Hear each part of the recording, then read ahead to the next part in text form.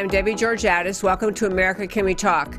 Today on my show, we'll be talking about Tucker Carlson's fight, which is America's fight. Interview with Chris Holton of the Center for Security Policy about a terror registry and the long-term left-wing anti-Semitism in America. And last, the most unbelievable story about how Alexandria Ocasio-Cortez made her way to Washington. Frightening, alarming, must know this information. Stay tuned. I am America, one voice, united we stand. Debbie Georgatos, host of America Can We Talk, is an author, attorney, and political analyst whose mission is to inspire the American political conversation about preserving liberty in the best country on earth. Welcome again to America Can We Talk. I'm Debbie Georgatos. Thank you so much for tuning in. I will tell you, folks, that I try to do a first five. I call this segment the first five, and it's usually supposed to be a short segment, and it kind of always goes over 5 minutes. But I try to capture one story that's just of such extreme importance and give you a quick overview of it. You are likely watching, you're aware of the fact that Tucker Carlson is under assault from the American left, to put it mildly. Tucker Carlson, you know, he's a host on a Fox News show, the Tucker Carlson Show, very popular speaker, very popular show, probably one of the most popular on all of Fox. And one of the left-wing media entities in this country decided to do a hit piece on him. They dove back into his, you know, he's been in media for years. I didn't even know this, but he's been in media, different shows for years. They dug back and found a series of things he said and some interviews, other shows, I guess other shows he hosted or was a guest on, ran it together as a hit piece and basically are making the argument to America and to Fox that Tucker Carlson should be taken off air because of some, you know, inappropriate or unclassy things that he said. No context, of course, provided. And why I want to talk about this story, I'll tell you the truth. I think Tucker Carlson's got a pretty great show. I don't watch it very often, but I have seen different segments. I also know he is just a very popular speaker in the pro-life world. He's become really articulate and passionate on the pro-life issue. His popularity drives left-wing America nuts. So instead of engaging on the issues he talks about, instead of debating with him or putting on shows or interviews that would counter what Tucker Carlson is saying, what this media hit piece did was essentially try to launch their attack on him with the message that all of his advertisers should drop him, that Fox News should drop him, that America should hate him. Tucker Carlson did the unthinkable. Instead of doing what so many people in this country and the American right do, to issue an apology and then plead for forgiveness and all the other kind of stuff the left pushes for them to do, he's saying no. He's standing up. I want to play a clip to start with. This is Tucker Carlson, I think just from a couple of days ago, but his response to this attack on him. I had to shorten it. I urge you to listen to the whole thing, but here's a brief segment. Go ahead, Tucker. Good evening and welcome to Tucker Carlson Tonight. As anyone who's ever been caught in its gears can tell you, the great American outrage machine is a remarkable thing. One day you're having dinner with your family, imagining everything is fine. The next, your phone is exploding with calls from reporters. They read you snippets from a press release written by Democratic Party operatives. They demand to know how you could possibly have said something so awful and offensive. Do you have a statement on how immoral you are? It's a bewildering moment, especially when the quotes in question are more than a decade old. There's really not that much you can do to respond. It's pointless to try to explain how the words were spoken in jest or taken out of context, or in any case bear no resemblance to what you actually think or would want for the country. None of that matters. Nobody cares. You know the role you're required to play. You are a sinner begging the forgiveness of Twitter. So you issue a statement of deep contrition. You apologize profusely for your transgressions. You promise to be a better person going forward. With the guidance of your contrition consultants, you send money to whatever organization claims to represent the people you supposedly offended. And yet, no matter how bad it gets, no matter how despised and humiliated you may be, there is one thing you can never do, one thing that is absolutely not allowed. You can never acknowledge the comic absurdity of the whole thing. You can never laugh in the face of the mob. You must always pretend that the people yelling at you are somehow your moral superiors. This is a system built on deceit and enforced silence. Hypocrisy is its hallmark. Yet in Washington, it's considered rude to ask questions about how exactly it works. Why are the people who considered Bill Clinton a hero lecturing me about sexism? How can the party that demands racial quotas denounce other people as racist? The left's main goal, in case you haven't noticed, is controlling what you think. In order to do that, they have to control the information that you receive. Google and Facebook and Twitter are fully on board with that. They're happy to ban unapproved thoughts, and they don't apologize for it. They often do. So do the other cable channels and virtually every major news outlet in this country. One of the only places left in the United States where independent thoughts are allowed is right here, the opinion hours on this network. Just a few hours in a sea of television programming. It's not much, relatively speaking. For the left, it's unacceptable. They demand total conformity. You have to. I hope you can play the whole clip that you saw a little segment of, because Tucker Carlson has been extraordinary in this attack. And the reason I think it's so important to talk about and for you to understand what's at stake is what Tucker Carlson is saying is true not just of outspoken popular Fox News talk show hosts. It is the way the Twitter mob, the outrage mob, the American left greets any person who manages to get any prominence, any attention drawn to them. They treat them as a non-person, as someone who is not allowed to be heard, who must be shut down, whose views may never be heard by anyone. Tucker Carlson, in one of the other tweets he put out right after this whole thing broke, is he said, I invite people to listen to my show, listen to what I think. What the Twitter mob is the last thing this anti-American, radical leftist Twitter mob wants. And by the way, the group that went after him is called Media Matters, but there are several of them out there. Their thought is if they can just humiliate him, embarrass him, force him off air, silence him, they are making progress toward their goal of controlling what American voters and American citizens hear and are allowed to think about. Fortunately, in the other portion that I didn't play here, but Fox is standing by him. Fox is not removing his show over this, but he did lose several advertisers who were pressured by the same radical left-wing Twitter mob to say, how could you advertise on Tucker Carlson's show? Look what he said 10 years ago in some shock jock show. And some of those advertisers, jelly-spined as they were, backed down, saluted to the Twitter mob. Same thing's happening to Justice Jeanine Pirro.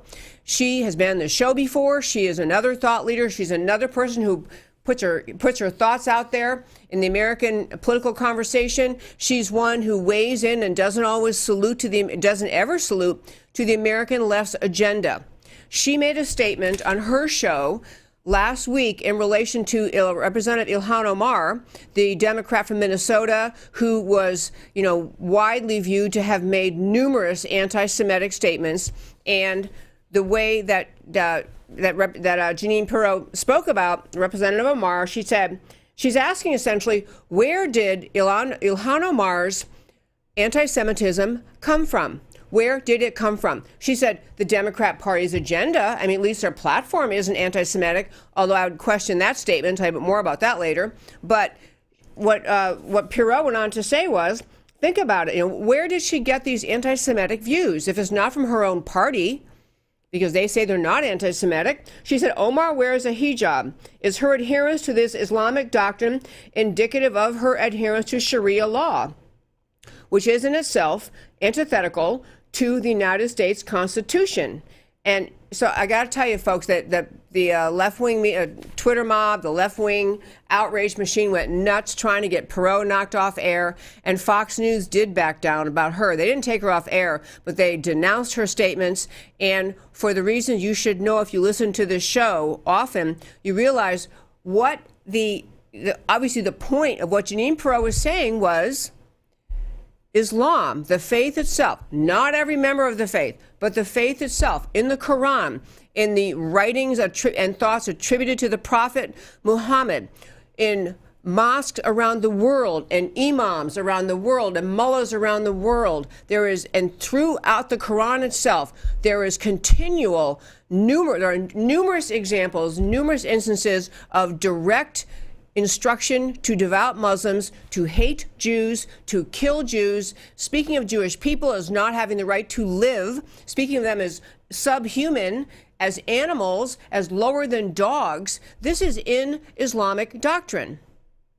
And all that Perot is pointing out is maybe Representative Ilhan Omar's anti-Semitism grows out of the fact that she's a follower of a faith whose founder, the Prophet Muhammad, regularly and frequently, statements attributed to him in holy Islamic writings, he agreed with the idea that Jews should be killed, should be hunted down, should be made subservient, are not really human. So Perot is not out on a limb here, suggesting perhaps Representative Omar's anti-Semitism, which we all can see, is tied in some way to her Islamic faith. But you know what? You're not allowed to say that either, according to left-wing thought police. So Fox News has an issue going forward, and they aren't as conservative as they used to be. Will they still stand by their hosts who say things that the left-wing Twitter mob says you're not allowed to say? I'm Debbie Georgatos. This is America Can We Talk. Stay tuned for a 3-second break. We're going to go to an interview with a gentleman from the Center for Security Policy, Chris Holton. Be right back. Stay tuned.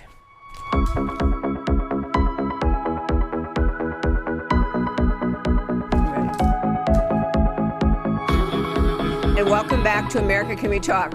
If you see me, by the way, if you listen to this show, I appreciate that so much. I do have some great news about the show I'll share in the last segment, but we have a new setup over here. So if you see me looking over there, the studio's changed. I'm kind of my very wonderful producer, Matt, is signaling me through a kind of a dark glass, so I'm making sure we're communicating. Anyway, welcome back to America Can We Talk. We have a guest joining us this hour, Chris Holton. I'll tell you just very briefly about him. He is with the Center for Security Policy based in Washington, D.C.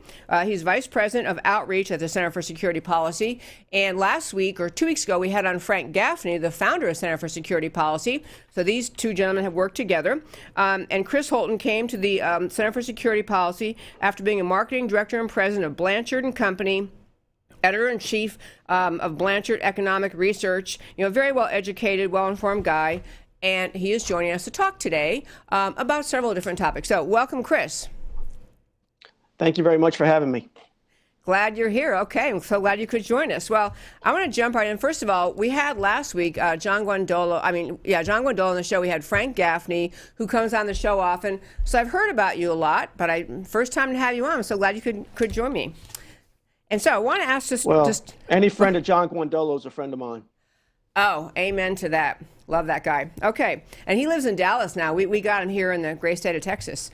Okay. So I want to start with, you did I think it was a call for Center for Security Policy, but a bit of a briefing on this idea of a terror registry. And I just heard the words and I thought, this sounds good already. But if you can tell our listeners this idea about states looking at the idea of creating a terror registry, what would be in it? And is it kind of like this sex offender registry idea? Well, that's what inspired it. Thank you for bringing it up. I really appreciate that. And it's still very much in its formative stages, but it's basically inspired by the fact that over the next few years, scores of people in America who have been convicted since 9/11 of terrorism and material support for terrorism will be released from prison. Now, where do those people go and what do they do when they get out of prison? Well, right now, we don't really know. But we think at the Center for Security Policy that just as sex offenders have to register with local law enforcement when they go someplace to live, that terrorist offenders should have to register with local law enforcement as well. One of the things that John Guandolo does a lot of is do instruction to state and local law enforcement around the country. I've been able to meet members of state and local law enforcement around the country over the years, and I've talked to them about this concept, and I have yet to meet anybody in state and local law enforcement that says that they don't want to know if a terrorist comes and lives in their jurisdiction. Yeah. So we think that it's necessary. And it's a good thing to have. And people would be shocked that the average sentence for someone convicted of material support of terrorism or terrorism in this country is only 13 and a half years. And that's the sentence, because generally speaking, on the federal level, nobody ever serves their full sentence. So people are getting out of prison, several years after being convicted of wanting to join ISIS or joining ISIS or sending money to Al-Shabaab or somehow supporting Al-Qaeda. These people are getting out of prison, and we just wonder, are they being rehabilitated in prison, or is it more likely, given some of the activity of the jihadis in our prison systems, that they may come out even more hardened than they were when they went in? We think law enforcement has a definite need to know the whereabouts of these people. And it's not enough for them to be on a terror watch list or a federal list, because inevitably, when there's a terrorist incident somewhere in this country, we find out after the fact that whoever committed the act was on some type of watch list on the federal level, but nothing was done about it other than to put them on the list. We find that state and local law enforcement is a lot more responsive and a lot more accountable, because they actually live in the communities where this would be taking place. So we think it would be valuable for them to know when a convicted terrorist comes to live in their jurisdiction. It's such a brilliant idea. It's like one of those things like, why didn't we think of this a long time ago? I mean, it's a really great idea. And the idea that people who are sent to prison for either attempting to join ISIS or sending material support to ISIS or any other jihadist organization, the idea that we ought to know, if you're still going to be in our country when you're out of prison, where are you going? That just seemed, I love the idea. I was going to say, maybe you already said these numbers, but since 9/11, the federal government prosecuted about 400 jihadists. I don't even think most people know that's a lot of people in America. American citizens, I assume, or at least Americans who have the right to be here. And between 2018 and 2024, at least 61 will be released from prison. That's kind of astonishing. It is astonishing, and the sentences are incredibly light, because I believe that we need a terrorist offender registry on the local level, enacted by state legislatures around the country, just as the sex offender registry was started. But we also need to look at reform of the sentencing for material support for terrorism, because people are getting out of prison much too soon after swearing allegiance to people who are on video cutting girls' heads off. It boggles the mind that we don't have more stringent sentences and longer sentences for material support for terrorism and of course, for terrorism. One last thing on this topic, then I'm going to switch to another one, but I believe I read in something from the Center for Security Policy that unlike the sex offender registry, which the common citizen can access and see where these people are, the idea behind the terror registry is that this would only be information if the state were to pass a law and create one in each individual state, that only law enforcement would have access to that registry. Is that correct? That is correct. And the reason for that is that we wouldn't want to have any vigilante type activity happen as a result of publishing someone's home address. And even with the sex offender registry, they've had to amend those registries around the country from over the years, because there were some incidents that occurred where a sex offender was assaulted in their home because of the fact that their address was published on the internet. We don't think there's any necessarily great advantage for the average citizen to know that a person who's convicted of terrorism is in their neighborhood, but we sure want the cops in that area to know. Absolutely. Okay, so I have 3 topics I hope to get to. And as I was saying in the show, I grew up in New York, so I can talk pretty fast. So I'm going to jump to the next one, because we always have more topics than time. But the next one was, there is and I've talked about it in the show. In fact, when Frank Gaffney was on, we talked about this, but Representative Ilhan Omar, the new member of Congress, a Democrat from the state of Minnesota, has made numerous statements that many widely viewed to be anti-Semitic. and the Democrats had a really hard time criticizing her. They ultimately passed some resolution, kind of watered down, didn't mention her name, lumped in a whole bunch of other possible sources of hate. But you've been a student of this topic of Islam and what Islam actually teaches. Do you think it's fair to assume or fair to attribute her anti-Semitism or the connection between her anti-Semitism and her Islamic faith? Well, as Frank said in a recent Secure Freedom Minute, there is certainly that implication. And he cited Andrew Bostom, who has written extensively on that subject, and pointed out that Islamic doctrine, as you said in your introduction earlier, Islamic doctrine is littered with examples of Jew hatred and calls that Jews are descended from apes and pigs. And there's a call for the rocks in boulders to say that, to tell a Muslim that there's a Jew hiding behind them, come kill the Jew. Things like that are in Islamic doctrine. Now, we can thank God that the overwhelming majority of Muslims in the world do not act on those things, but nevertheless, there's no denying that exists in Islamic doctrine. I don't know where Omar got that stuff, but I've been working in this capacity at the Center for Security Policy since 2004. And from 2006 to about 2011, my primary duty was the Divest Terror Initiative to divest state pension systems from Iran.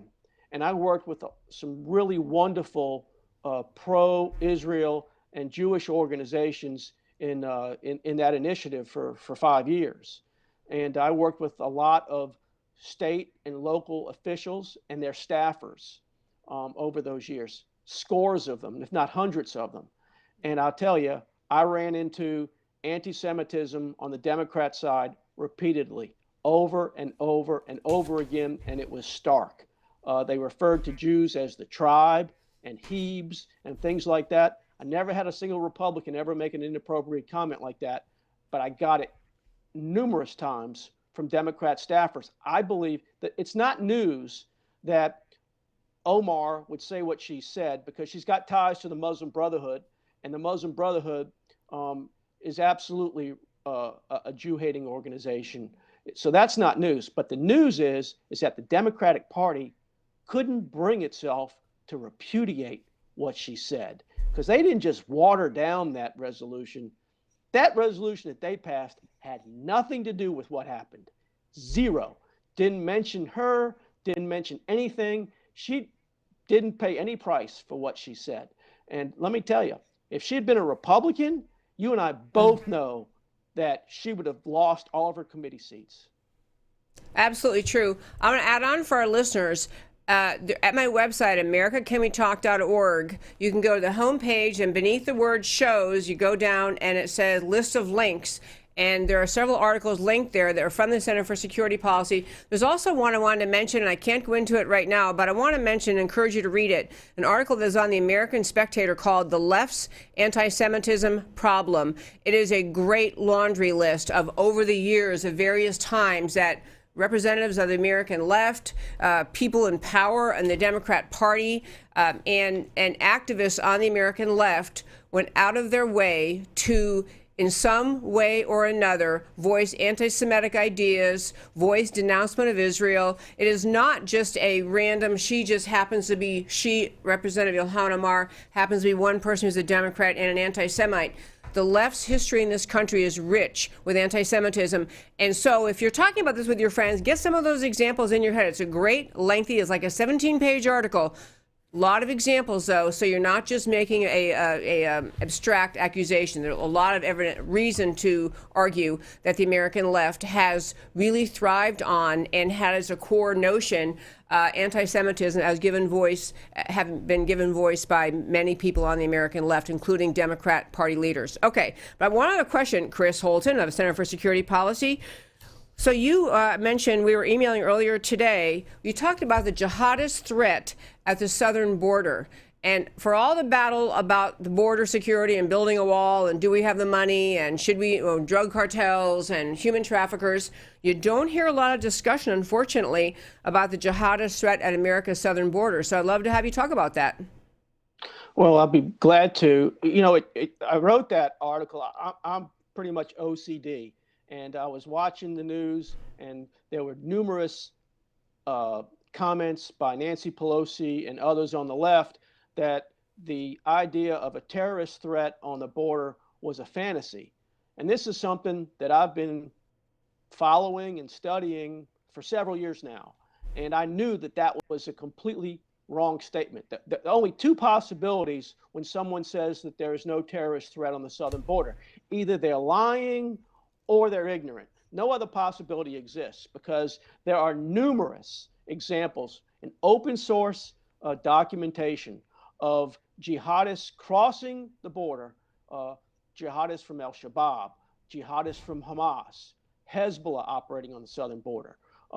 The infamous Robert Mueller, when he was FBI director, testified before Congress about a Hezbollah activity on the southern border that the FBI had addressed. That was several years ago. So this has been going on some time. It's been documented. Nobody's been paying any attention. And the jihadis themselves have written extensively and spoken extensively about the fact that we have a porous border, and they choose to exploit that border. And incidentally, it's not just the southern border, it's the northern border as well. Both of our borders are porous, and the jihadis have sought to tell their followers to take advantage of that. And they have. It has already occurred. I wrote a report on that. It's 9 pages long. It's at the Center for Security Policy's website. It's called The Terrorist Threat on the Southern Border. Okay, I'm going to say that title again, the terrorist threat on the southern border. And I also want to mention to our listeners that we're talking with Chris Holton of the Center for Security Policy. You can find centerforsecuritypolicy.com. It's .com, right? .com? .org. Oh, .org. Okay, glad I asked. Centerforsecuritypolicy.org. And you also can just get to via just going to securefreedom.org, right? Yes, ma'am. Yeah, Secure Freedom.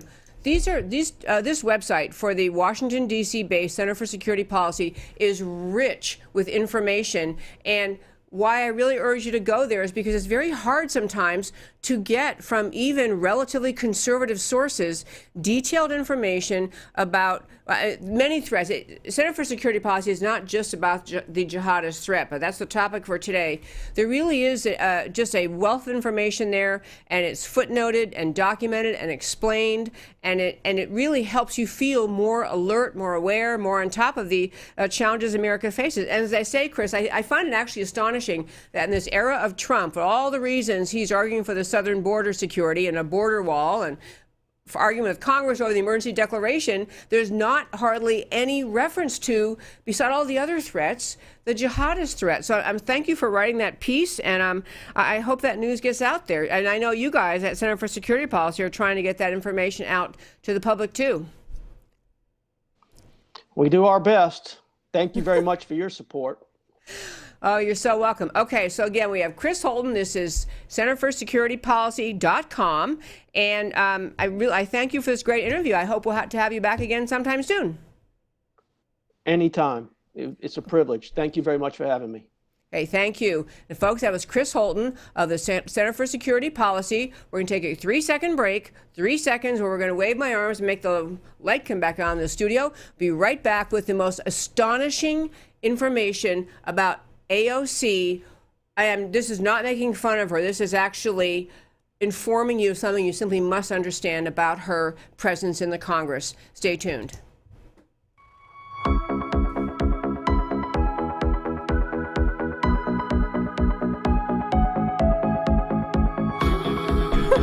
Welcome back to America Can We Talk.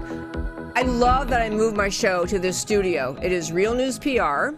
It's the RNC and Real News Communication Network. I love this studio. I love the setup. In our happy studio, we have a light that's on a timer, and it went out, as you just saw. So I was trying to signal it to make the light come back on. But I want to hit one of the most unbelievable stories. You know, my husband, okay, in fact, quite frequently, he'll send me articles, email me articles and say, hey, you know, do you know about this story? Do you want to talk about this? You know, I could do this show, honestly. I could talk for 3 hours, 5 days a week, and still have more things I want to talk with you about. And if this is the first time you're listening to my show, I will tell you that the entire reason the show exists, America Can We Talk, is to give me a platform to talk to you, to the American people, to the, not just to thought leaders in this country, to thought leaders, everyday citizens, activists, to inspire you to realize and to get on board, to get in the fight for preserving this precious, extraordinary experiment in human liberty, which is America. This show is all about preserving this country and recognizing the literally multitudes of ways in which America can be and is being undermined. And the job of patriots in our generation, patriots in every generation, have the job to step up in their time and do their part to preserve a country based on liberty.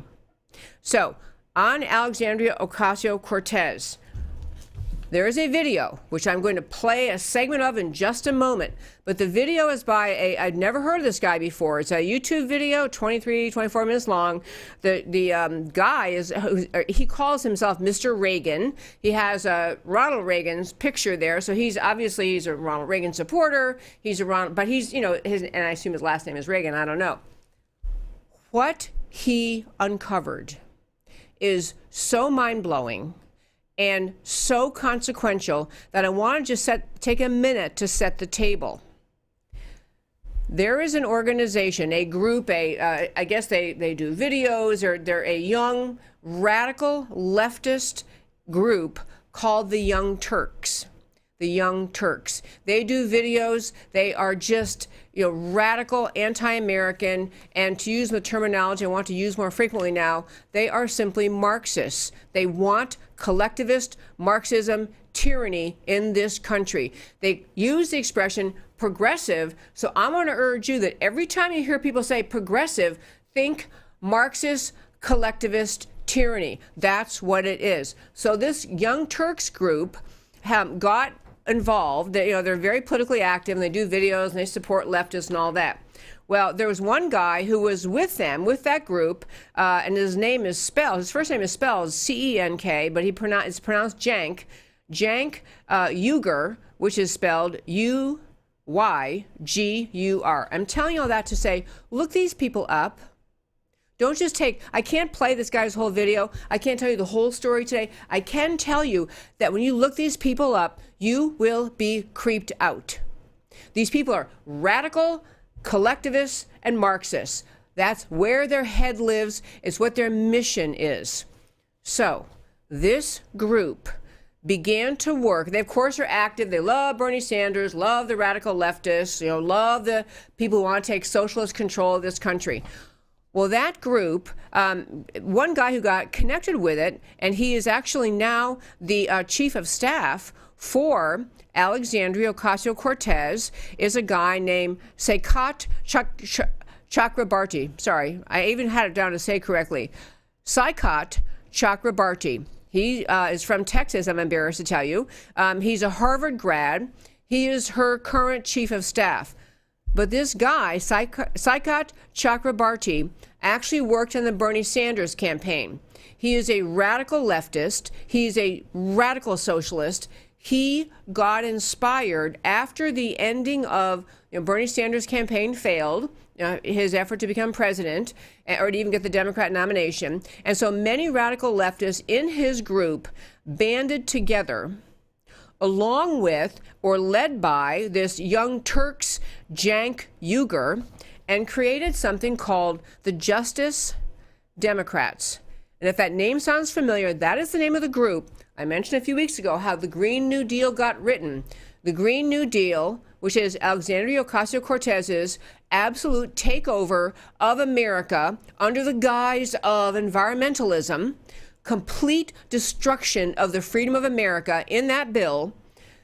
That bill got created by three people on her staff, on Alexandria Ocasio-Cortez's staff, even before she was in Congress, along with the Justice Democrats and some other group. The point of telling you all this is that this group organized and decided they were going to do way more than just wait to find the next left-wing candidate and then try to work with that candidate and help that candidate get elected. They went into the business, the mission. And if you, and I wish I could play this whole long tape for you. I urge you to find it yourself and play it yourself. But they went on the mission of trying to run candidates who were radical leftists, radical Marxist collectivists, Marxist government control, freedom destroyed people. This entity went on a mission to try to find people to run and encouraging those people to primary incumbent Democrats who they viewed as too establishment, too moderate, too much still somewhere in the American playing field. They were trying to push this idea of getting these radicals to take out even existing relatively establishment Democrats. They ran 79 candidates, endorsed, the Justice Democrats endorsed 79 candidates in the 2018 elections. 26 of them, so they ran 79, 26 won primaries, 7 of those won in the general elections. So one of them being Alexandria Ocasio-Cortez. Others include this guy from Arizona, Raul Grijalva, Ro Khanna of CD17 in California, Ayanna Pressley, CD7 of Massachusetts, Pramila Jayapal, the one who put in the Medicare for All by Force bill, 7th District of Washington, Rashida Tlaib, Michigan, CD13, and Ilhan Omar, Minnesota, CD5. I'm getting at this to tell you that it wasn't just that they decided, hey, let's find some radicals. Alexandria Ocasio-Cortez is nothing more than a puppet. These people actually put on a tryout like you would do if you had a Broadway play or a new movie and you hold tryouts. Who can we get to run? They held tryouts trying to get someone to run against the then incumbent Democrat congressman who then represented AOC's district in New York, which I forget the number, I think maybe district, whatever it is, doesn't matter. Whatever congressional district she represents in New York, they held tryouts the way you would for a role in Hollywood. So we're going to go to the tape. I want you to hear what he's describing. This Mr. Reagan's describing that he uncovered, along with statements from the Justice Democrats about what their mission was. Take it away, Mr. Reagan. In 2017, a group called the Justice Democrats held auditions for potential congressional candidates that they would run on their platform for various congressional seats throughout the country. Alexandria Ocasio-Cortez's brother Gabriel submitted her for the role. Back in 2016, we put out a call for nominations. We got over 10,000 nominations. Out of those 10,000 nominations, we found Alexandria. My brother told me that he had sent my nomination in the summer, but I was like literally working out of a restaurant, and I was like, there's no way. A casting call. They had a casting call. They cast Alexandria Ocasio-Cortez in the role of Congresswoman. And they did this so they could promote their own agenda. In this video, I'm going to make 3 very serious accusations against Alexandria Ocasio-Cortez. 1, she did not actually run for Congress. 2, she is a puppet congresswoman. And 3, the people controlling her are very dangerous. Okay. He has, and as I say, I can't play the whole thing, but he, among the many things in this tape, he has the language that these radical Justice Democrat types came up with, and they worked through, 40% of Americans earn less than something, that's X number of millions. Exact wording that they came up with in their planning stages is what Alexandria Ocasio-Cortez says. They had another segment in this video where they were talking about how they would sell the Green New Deal. And they would sell it as a radical justice, social justice, racial justice, ethnic justice. I mean, an actual literal string of phrases put together by this Justice Democrat group on media being interviewed explaining it, and then later cutting to Alexandria Ocasio-Cortez saying exactly the same thing. My point in telling you this is, number one, you got to watch the video. And I'm going to tell you, I got that YouTube link. I tried to post it in my Facebook page today numerous times. And you know when Facebook puts a message up, oops, like, you know, oops, that they actually write oops. Somehow something didn't work. Try again later. I couldn't get it to post on our Facebook page. I hope I will. I'll keep trying later. But if you can go to this guy's, this Mr. Reagan, and he calls it, I think he calls his video, just put his name in and Alexandria Ocasio-Cortez, it'll come up. But he runs through how radical the ideas are of this group. And once they had their casting call, over 10,000 people, they chose Alexandria because they viewed her as charming. She was inviting, people would listen to her. She's the most popular member of Congress. I mean, I'm going to tell you, the most popular member of Congress, maybe ever since America had Congress. She's up there prancing around, and you noticed if she gets off script, if she isn't repeating the talking points that they've told her to have, she's lost. She can't make a coherent sentence come together. She really was a bartender who charmed the Justice Democrats into choosing her, and once they decided on her, they created that famous campaign video. They created her social media. They created her ground game. They created her brand. They created her. She's not real in any sense of a person running for Congress to stand up for anything. She is a puppet. She parrots what they tell her to do. She parrots what they tell her to say. She's lost on the floor of the Congress. I mean, I was going to play segments today, I can't do it today, but about the various beyond idiotic things that she asked of the CEO of some bank who was in Congress testifying. I mean, she was off on asking him, should his bank be responsible for a spill from the Keystone Pipeline, and the Keystone Pipeline didn't even have that spill. I mean, she just... And besides, why would he be responsible? I mean, she just is an airhead, not able to function. But I raise this for many, many reasons. One is to recognize how radically relentless the American left is. Just like what they're doing to Tucker Carlson, that you made mistakes 10 years ago, you must be destroyed. Your advertisers must be driven out of town. Your show must be taken off the air. Same thing they're doing to Jeanine Pirro. You're going to go down because you dared to point out there's a very serious and logical connection between anti-Semitism and Islamic doctrine, which anyone who has an ounce of honesty and familiarity with Islamic doctrine knows is true. The left is relentless. They have decided on that attack mode. They use it over and over. Too many people on our side capitulate. Businesses capitulate. Go, well, I don't want to be in trouble. And now you see what they did, not just her, Alexandria Ocasio-Cortez. Again, these people, the Justice Democrats, ran 79 candidates. They're already planning on running many more. Their goal is to replace all establishment Democrats in the Congress with radical leftists, with people who like their Marxist, tyrannical agenda. That's what they're doing, and they're not embarrassed about it. They are proud of being Marxists.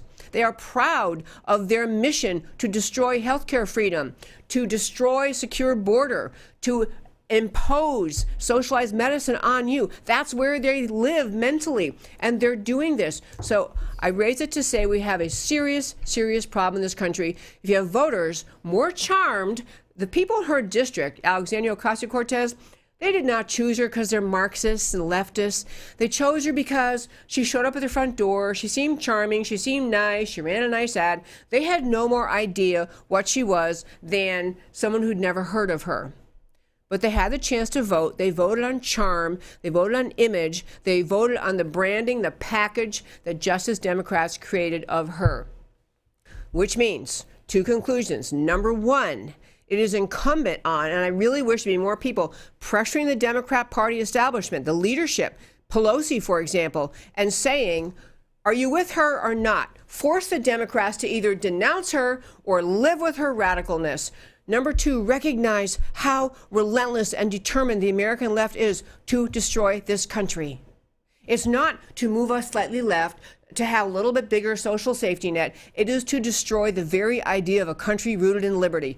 Get that. And then number 3, once you get that point, understand how ludicrous, irresponsible, and frankly downright immoral it is that we have people on our side too prissy to stand up against it too quickly. They're like tumbleweed politicians blown around by the wind. Someone tells them Tucker Carlson says something bad. They go, well, I don't want, he shouldn't have said that. Maybe I don't watch him anymore.